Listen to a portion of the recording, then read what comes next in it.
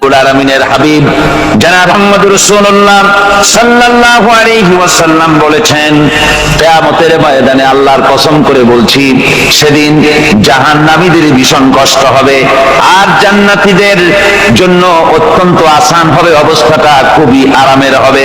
নবীজি বলেন, এক ওয়াক্ত ফরজ নামাজ আদায় করতে যে সময়টুকুন লাগে, কিয়ামতের মাঠের এই সময় এত বড় বিরাট লম্বা সময় জান্নাতীদের জন্য এরকম হালকা হয়ে যাবে। সুবহানাল্লাহ। وَيَوْمَ تَشَقَّقُ السَّمَاءُ بِالْغَمَامِ وَنُزِّلَ الْمَلَائِكَةُ تَنزِيلًا। ফেরেশতা দেখতে চায় সেদিন আসমান সমূহ বিদীর্ণ হয়ে মেঘ পুঞ্জ বেরিয়ে আসবে, আত্মপ্রকাশ করবে,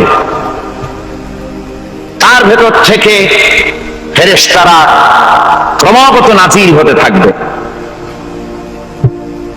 আর অবস্থাটাই হবে, আল মুলকু ইয়াওমাইযিনিল হাক্কু লির-রাহমান ওয়া কানা ইয়াওমান আলাল কাফিরিনা আসীরা। আর সেদিনের বাদশাহী হবে কেবলমাত্র রহমানিন। ওয়া কানা ইয়াওমান আলাল কাফিরিনা আসীরা। আর সেই কিয়ামতের দিন, সেই সময়টা হবে কাফেরদের জন্য বড়ই কঠিন। এখানে কিয়ামতের কিছু কথা বলা হচ্ছে, কিছু আভাস দেওয়া হচ্ছে যে আসমান সমূহ বিদীর্ণ হয়ে মেঘ পিণ্ড বেরিয়ে আসবে এবং তার থেকে ক্রমাগত ফেরেশতারা নাজিল হতে থাকবে। إذا السماء انفطرت وإذا الكواكب انتثرت وإذا البحار فجرت وإذا القبور بعثرت। যখন আকাশসমূহ চূর্ণ বিচূর্ণ হয়ে যাবে আর তারকাসমূহ বিক্ষিপ্ত হয়ে পড়বে, সমুদ্র মহাসমুদ্রগুলি দীর্ণ বিদীর্ণ হয়ে যাবে, কবরগুলি সব উদ্গীরণ করে দেবে, তার মধ্যে যা আছে সে সবগুলি। আবার আল্লাহ পাক বলেন, ইযাশ শামসু কুবিরাত ওয়া ইযান নুজুমু কাদারাত ওয়া ইযাল জিবালু সুজ্জিরাত। সূর্য যখন ঢেকে যাবে, তারকাগুলি যখন বিপর্যস্ত হয়ে যাবে আর পাহাড়গুলি যখন চালিয়ে দেওয়া হবে, এই দৃশ্য তোমরা দেখতে পাবে। فإذا النجوم طمست وإذا السماء فرجت وإذا الجبال نسفت। সেদিন অবস্থা এমন হবে, সমস্ত তারকাগুলি স্তিমিত হয়ে যাবে আর আকাশসমূহ দীর্ণ বিদীর্ণ হয়ে যাবে। আর দেখতে পাবে পাহাড়গুলি, সমস্ত পাহাড়গুলিকে উড়িয়ে দেওয়া হবে। আবার অবস্থা আরো কি হবে, فإذا برق البصر وخسف القمر وجمع الشمس والقمر। যখন চক্ষু বিস্ফারিত হয়ে যাবে মানুষের, চাঁদ আর সূর্য নিষ্প্রভ হয়ে যাবে, সব একাকার হয়ে যাবে, চন্দ্র এবং সূর্য তার অস্তিত্বকে হারিয়ে ফেলবে। শুধু তাই নয়, ওয়াহুমিলাতিল আরদু ওয়াল জিবালু ফাদুক্কাতা দাক্কাতাও ওয়াহিদা।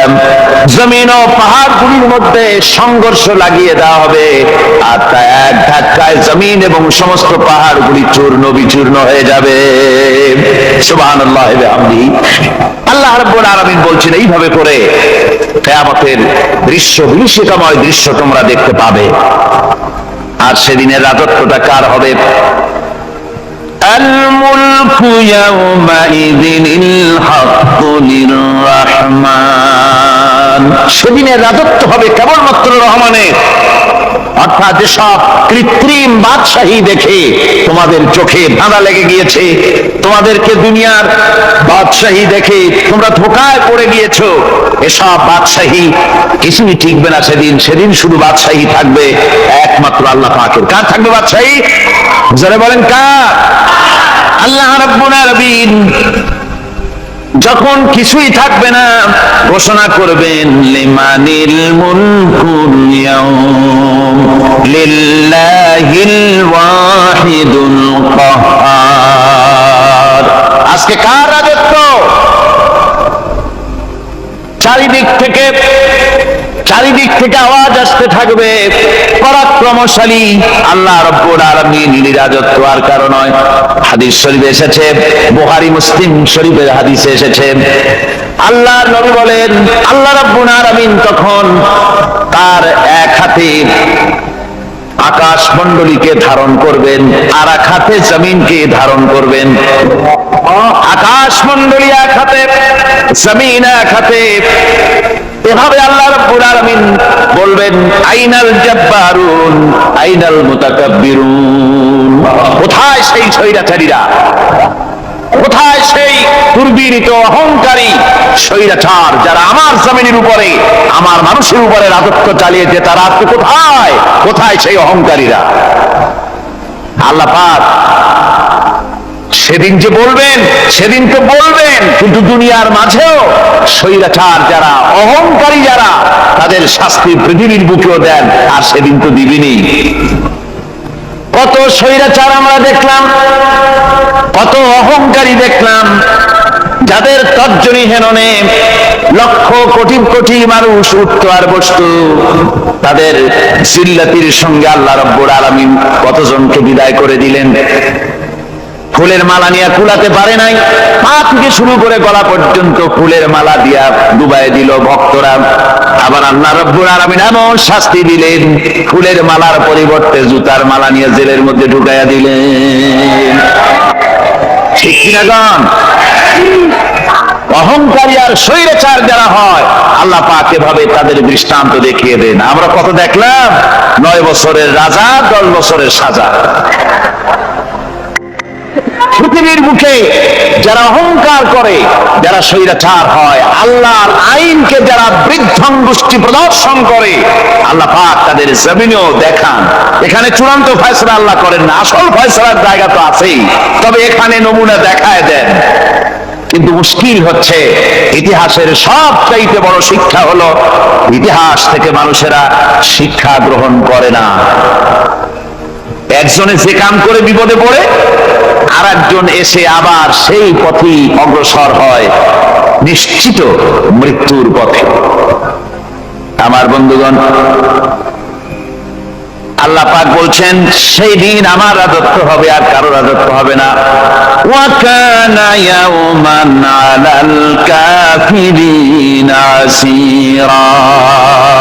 আর ওই দিনটা, ওই কিয়ামতের দিন হবে কাফেরদের জন্য সবচেয়ে কঠিন। সবচাইতে কঠিন হবে কাদের জন্য?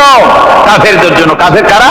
কাফের হচ্ছে তারা যারা নাকি আল্লাহর আইনকে অস্বীকার করেছে, আল্লাহকে অস্বীকার করেছে, আল্লাহর আইনকে অস্বীকার করেছে। ওরা কি? কাফের। আল্লাহ রাব্বুল আলামিন বলেন, কাফেরদের কথা এখন শোনাচ্ছেন আল্লাহ পাক। والذين كفروا أولياؤهم الطاغوت يخرجونهم من النور إلى الظلمات। যারা কাফের, যারা কুফরি অবলম্বন করেছে, তাদের সাহায্যকারী আর পৃষ্ঠপোষক হচ্ছে তাগুত।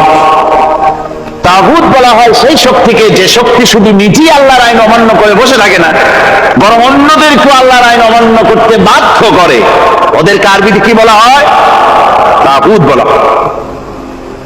আর এই তাগুতি শক্তি, এই তাগুত হয় তার সাহায্যকারী, যা তাকে আলো থেকে টেনে অন্ধকারের ভেতরে নিয়ে যায়। আর কাফের হচ্ছে আল্লাহ পাকের ভাষায়, অর্থাৎ কোরআনের ভাষায়, কাফের হচ্ছে সবচাইতে নিকৃষ্ট প্রাণী, সবচাইতে নিকৃষ্ট জীব।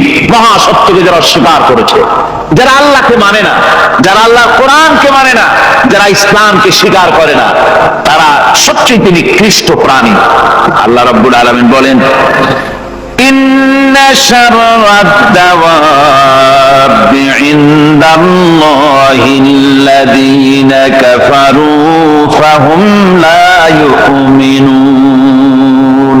নিশ্চয়ই আল্লাহর জমিনে সব বিচরণশীল জীব যত আছে, আল্লাহ বলছেন আমার জমিনে বিচরণশীল জীব যত আছে তার মধ্যে সবচাইতে নিকৃষ্ট প্রাণী হলো যারা ঈমান আনে নাই, যারা বিশ্বাস করে না আমি আল্লাহকে, যারা পরকালকে বিশ্বাস করে নাই, যারা কোরআনকে বিশ্বাস করে নাই, যারা ইসলামকে বিশ্বাস করে নাই, পৃথিবীর মধ্যে তারা সবচাইতে নিকৃষ্টতম প্রাণী।